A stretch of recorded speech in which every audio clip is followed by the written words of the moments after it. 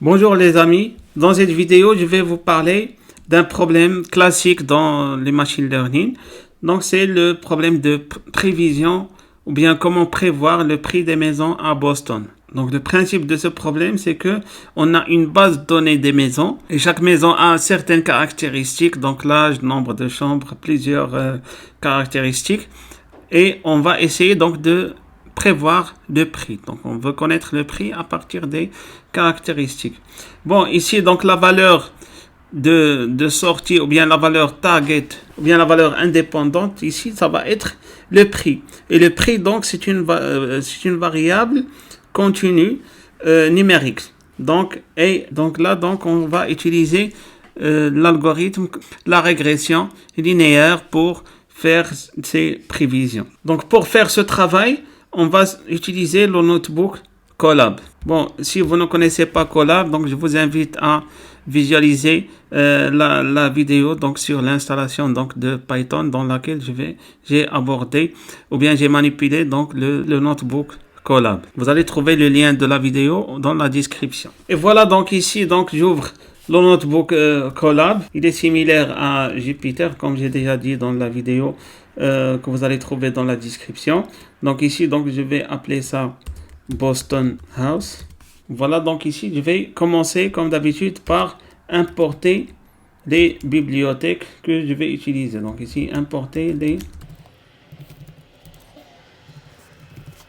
bibliothèques. Donc généralement, on va importer pandas as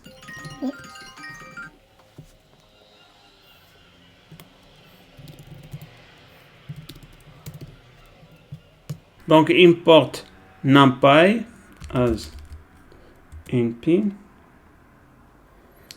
from et je vais importer bien sûr ici scikit-learn parce que je vais utiliser la régression linéaire. Donc ici from scikit-learn import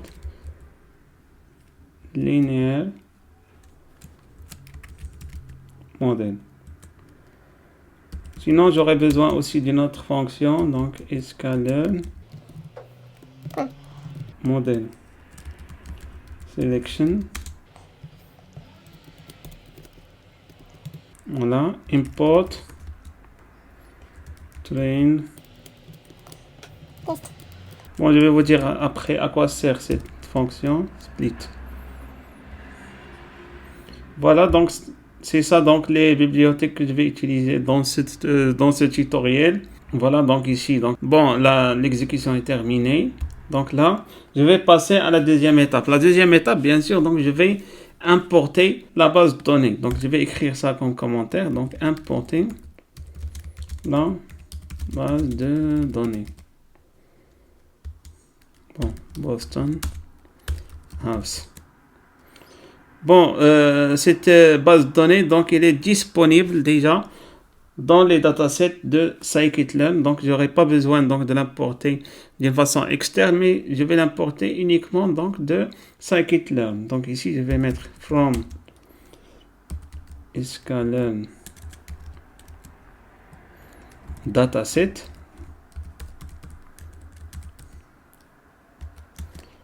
Import load. Donc remarquez ici j'ai toutes les bases de données disponibles. Voilà, donc ici ce qui m'intéresse c'est load Boston. Voilà. Une fois que j'ai importé donc ici donc la base de données, donc je vais faire ici donc l'affecter à Boston. Donc ici load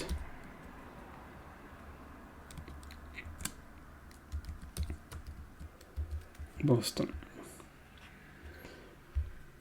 Bon, je vais afficher donc ici donc la base de données ici donc se présente sous forme de dictionnaire. Je vais afficher déjà les clés du dictionnaire. Bon, si vous n'avez pas connaissance ici sur les dictionnaires, je vous invite à vous inscrire à ma formation Python de A à Z. Donc vous allez trouver le lien de la formation dans la description de cette vidéo. Donc ici, voilà donc ici les clés de cette base de données. Donc ici j'ai data, donc ici les données, j'ai ici target, donc ici c'est le prix de la maison et j'ai ici donc le nom des caractéristiques une description de la base de données. Et ici, donc, file name, donc c'est le nom du fichier. Si je veux, par exemple, visualiser les features. Donc, les features, bon, donc c'est très simple. Donc, je vais mettre Boston. Point. Donc, ici, donc, je vais visualiser feature name. Voilà. Voilà, donc ici, donc, il a affiché, donc ici, les caractéristiques, donc, des maisons. Bon, pour afficher target, donc ici, Boston.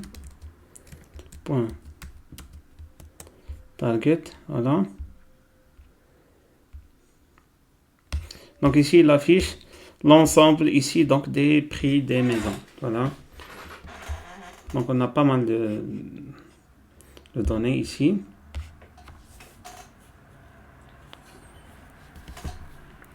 Donc ici, donc la troisième étape, donc ce que je vais faire maintenant, c'est de préparer ma base de données parce que là, donc vous voyez que c'est pas vraiment facile à exploiter.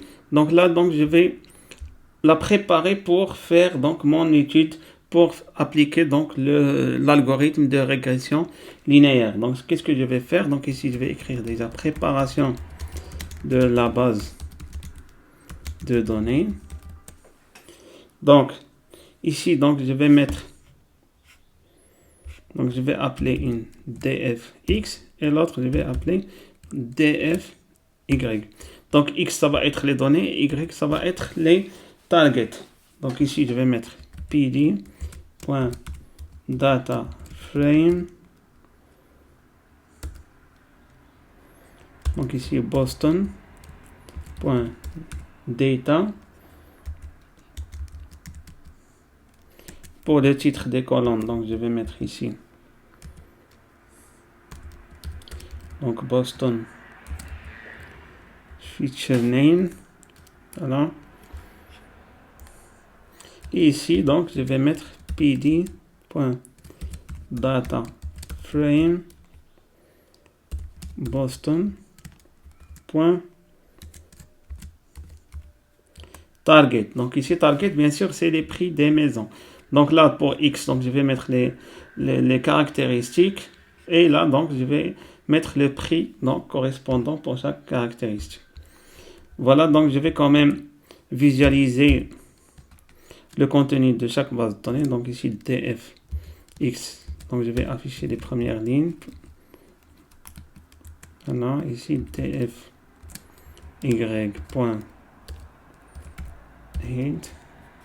Voilà. Donc j'exécute. Et voilà. Ah, donc il a affiché uniquement la dernière. Donc pour afficher les deux, donc je vais écrire print. Voilà. Également ici, je vais mettre print.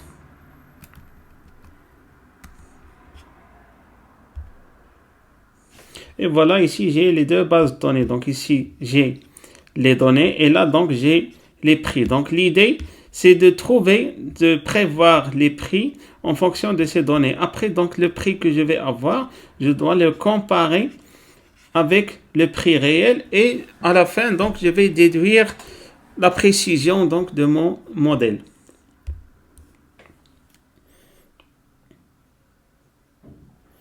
Donc, ici, je vais créer le modèle.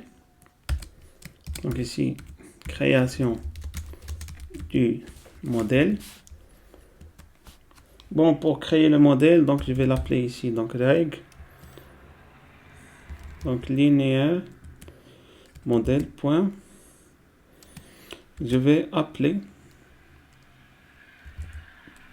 voilà, la régression linéaire.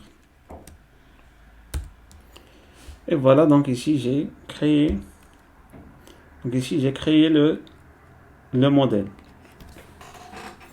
La deuxième étape, ou bien donc l'étape suivante, parce que ce n'est plus la deuxième. Donc je vais, c'est-à-dire adapter ma base de données pour la faire utiliser dans mon modèle. Comment adapter ma base de données? Donc je vais préparer la base de données d'entraînement. d'entraînement. Parce que, bon, si vous connaissez un peu les machine learning, donc généralement, le principe, c'est qu'on a une base de données d'entraînement, une base de données de test. La base de données d'entraînement, donc on a les data d'un côté et les targets d'un autre côté. Donc ici, donc ils sont utilisés pour l'entraînement, c'est-à-dire le modèle, il essaie d'apprendre comment, par exemple dans notre cas, comment les prix des maisons sont calculés. Une fois qu'il a pu déduire les règles, on va utiliser la deuxième base de données qu'on appelle la base de données test et on va faire le test, c'est-à-dire il va prendre les valeurs de données, il va calculer, il va faire un calcul et il va trouver le prix de la maison. Après, donc, on va calculer le prix de la maison. On va comparer donc le prix calculé et le prix réel pour voir est-ce que mon modèle c'est-à-dire marche très bien ou pas. Donc, on a besoin donc de préparer deux bases de données, une base de données d'entraînement et une base de données de test. Donc, pour faire ceci, donc c'est là où je vais utiliser la fonction train test split. Donc, je vais vous montrer comment. Donc, ici, j'aurai une base de données X train et X test. Donc, ici, donc les données d'entraînement et les données de test. Après, ici, les résultats d'entraînement, c'est-à-dire Y train et Y test plutôt. Voilà, donc ici, donc test, donc ici X train, X test, Y train, Y test. Voilà, donc et je vais utiliser donc la fonction, voilà, train test split. Je vais l'appliquer à ici, donc df x et df y. Donc ici la taille du test size. Donc généralement on utilise un échantillon pour le test 20% et l'entraînement 80%. Donc généralement donc c'est ça la règle, mais on peut par exemple faire 30%, 70%. Bon, pour mon cas, donc je vais mettre ici test size 20%. Et j'ai aussi un random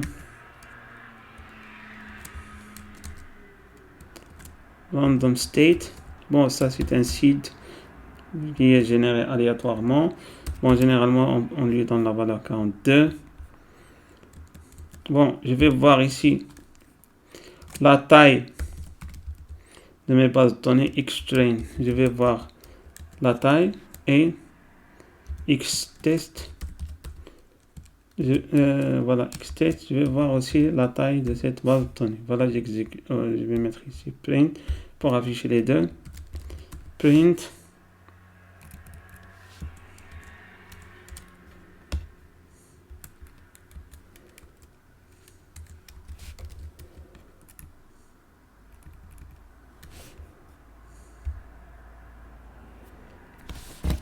Voilà, remarquez ici, donc la taille de la base de données d'entraînement, donc c'est 400. Par contre, la base de données de test, donc ici c'est 102. Donc c'est plutôt ici, donc c'est 20% pour le test et 80% pour l'entraînement. Voilà, donc je continue ici l'étude de mes données.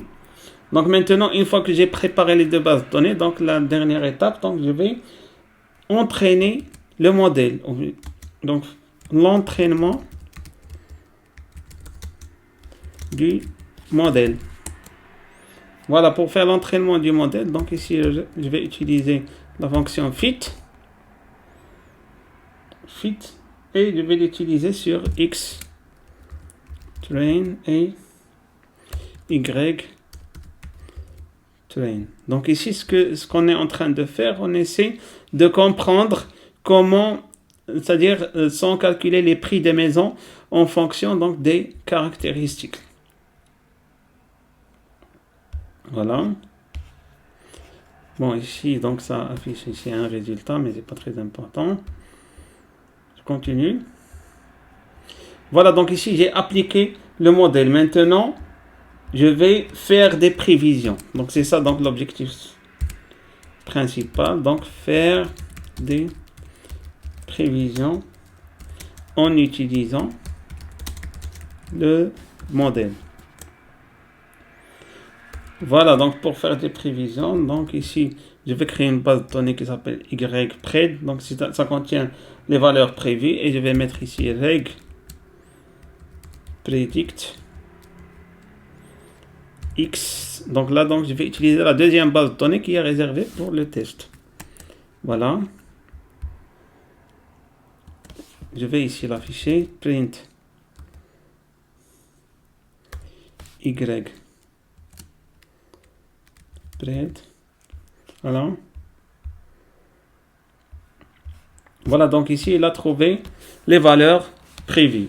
Bon, je vais essayer déjà de ma façon visuelle, comparer donc YPred et print Y test. Je vais essayer de voir ici ce qu'il accepte le hit.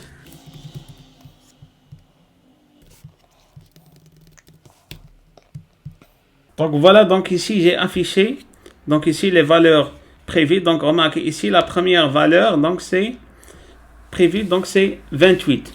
Maintenant, si je veux afficher les valeurs de test ou bien les valeurs réelles, donc je vais mettre ici print y test. Voilà. Donc ici la première valeur c'est 23. Alors donc ça c'est la valeur réelle. Par contre ici donc c'est 28. Bon, c'est pas très loin.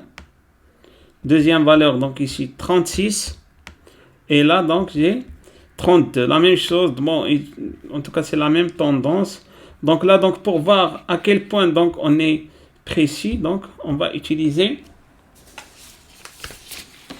c'est-à-dire une grandeur qu'on appelle le mean square error, donc ou bien MSE. Donc l'erreur MSE. Donc ici donc calculer la performance du modèle en utilisant MSE. Voilà. Donc ici print np mean. Voilà.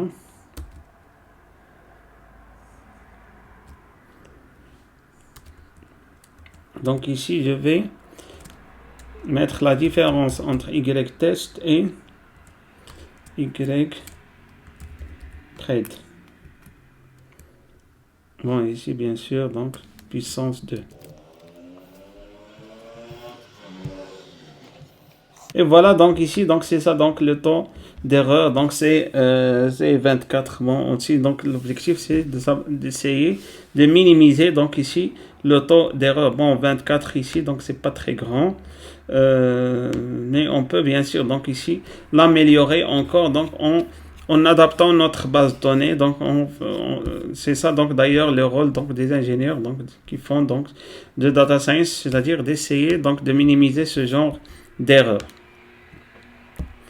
Voilà donc une autre façon donc d'appliquer donc ou bien de calculer cette erreur MSE. Donc il y a une grandeur disponible dans le package scikit-learn. Donc je peux faire la chose suivante. Donc from sklearn, voilà, métrique. Donc ce package il contient tous les métriques pour évaluer le modèle. Donc ici mean squared error. Voilà, donc ici print mean squared error et je vais l'appliquer toujours à Y test parce que toujours l'objectif c'est de voir l'écart entre Y test et Y pred. Voilà, donc c'est la même valeur bien sûr, donc 24. Donc comme j'ai dit, donc on peut faire encore donc étudier en détail cette base de données pour minimiser donc ce taux d'erreur. Donc et voilà pour cette vidéo. Donc n'oubliez pas de vous abonner à la chaîne YouTube Forma6 donc pour avoir bien pour être au courant donc des vidéos qu'on lance similaires donc à celui-là.